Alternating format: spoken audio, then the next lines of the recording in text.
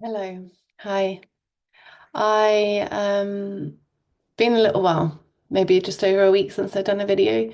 My girls have been very unwell and we've not been sleeping and things have been quite challenging. So I'm here though. I'm here today and that's all that matters. Um, I really wanted to speak to my from my heart. Not that I don't always speak from my heart, but today this is really, really close to my heart, this subject, because it's a subject that I've lived. I've lived most of my life, and it's this place where you don't feel like your life is quite yours. You're getting up every day, you're very functional, you know, well, depending on what stage of life you're at, because sometimes I was not functional, but just in general, you get up every day, you do what you need to do, you're going to work, you're functioning, you're making money, you're paying the bills, you're going to sleep, it's, rinse and repeat. But your life doesn't quite feel like yours. You feel like you're living this life on autopilot, but it's not lighting you up. It's not what you want to be doing. But maybe you feel a bit lost. You don't know what you want. Maybe you feel like you're in a relationship that you can't be who you truly are. Maybe you have had an upbringing where you were told to be a certain way, so you've never actually truly touched who you truly are. There's so many people at the minute waking up from this slumber, this sleep, this unconsciousness, and really dissolving these blocks to come back to their heart, even if it's challenging to feel these things.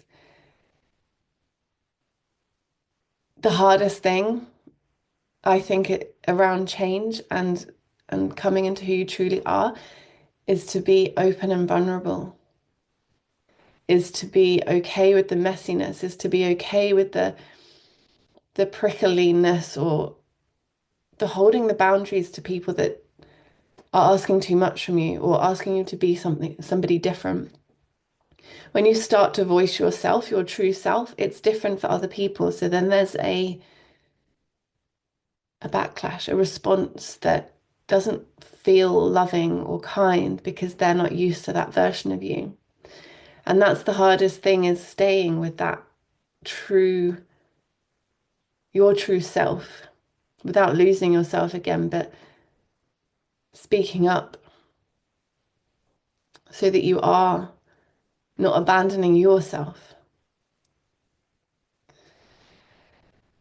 Over the years, I've been in my upbringing, I was in a very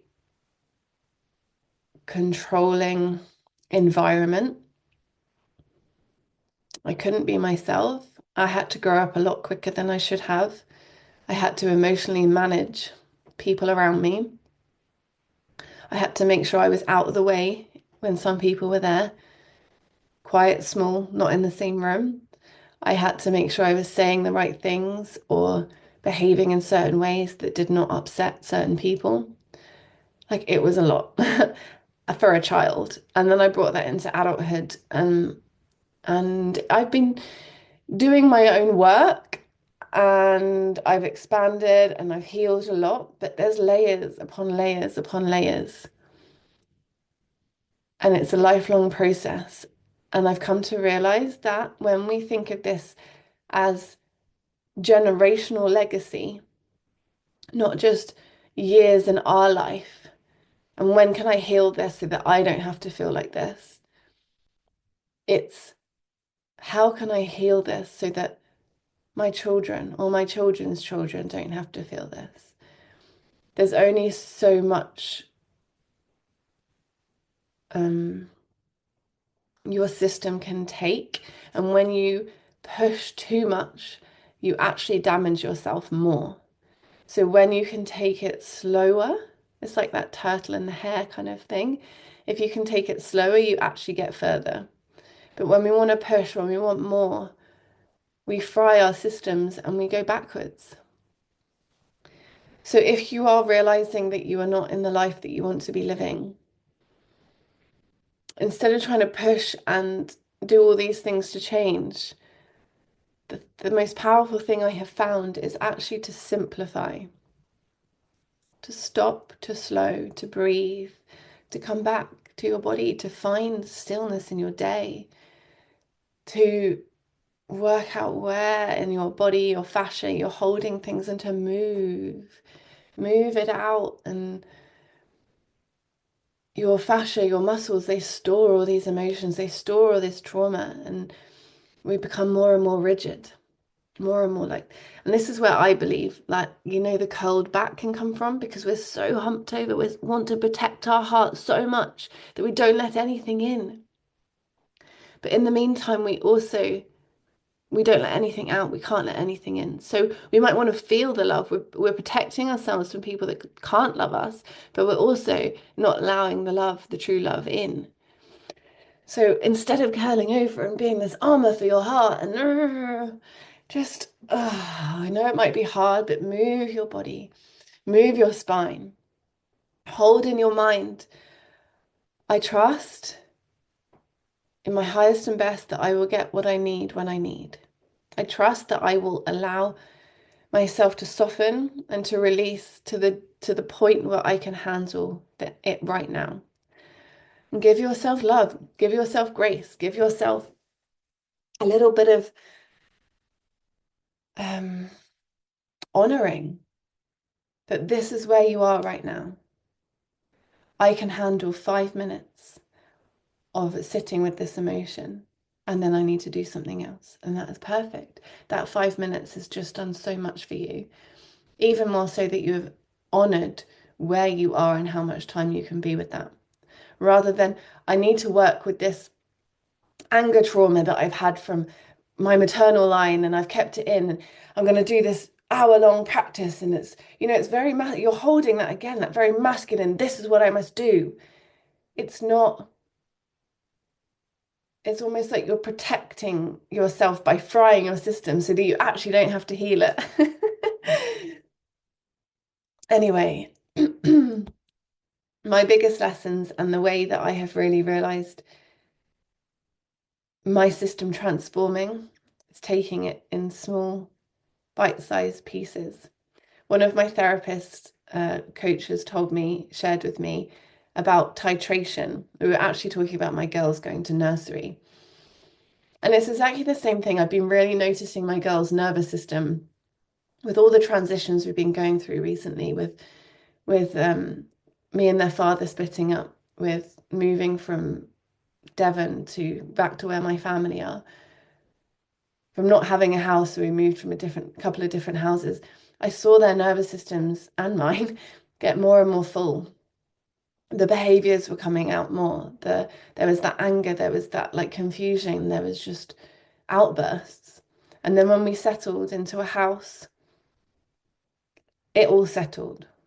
Things became like normal. Nervous system started to calm.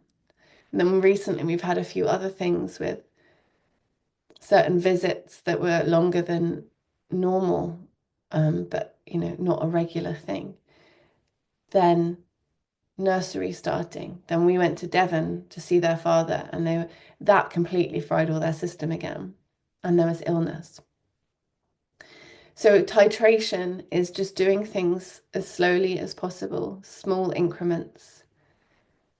And when we can approach our life, our nervous system, and our bodies and minds and souls like this, I truly believe we get so much further than trying to push ourselves.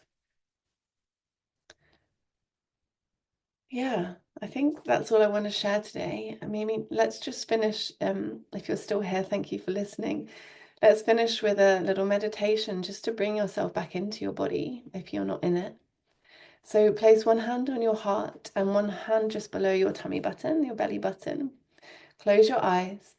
Just have a little rock back and forth with your spine. Make sure that you're not kind of too curved or too arched.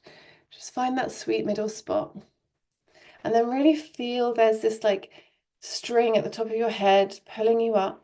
So you've got a really nice straight spine, but not forcing it, just very gentle, straight spine. And then almost feel like there's this energetic column that's connecting you up to heaven and then all the way down to Mother Earth, all the way down to the core of Mother Earth. and feel that going up and down, and breathing with your hand on your heart and one hand just below your belly button. Breathing up to the skies and down to the earth. Up to the sky and down to the earth.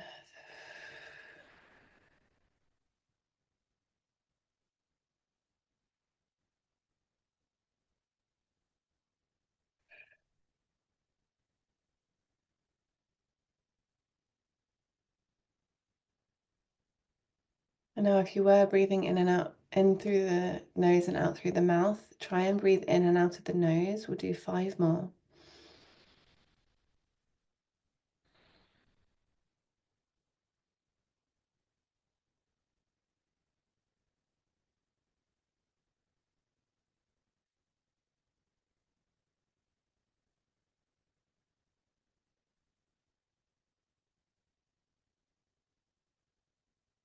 And last one, wherever you are.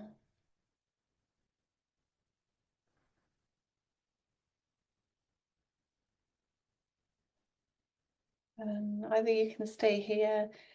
I'm going to end the video in a minute anyway, or if you want to come back, or when you're ready to come back, just slowly open your eyes, flutter them open, and then look around your room. Name 5 things you can see, 3 things you can hear, or 4 things you can hear, sorry. 3 things maybe you can smell. 2 things you could touch. And 1 thing you can taste. I'm sending you so much love and harmony.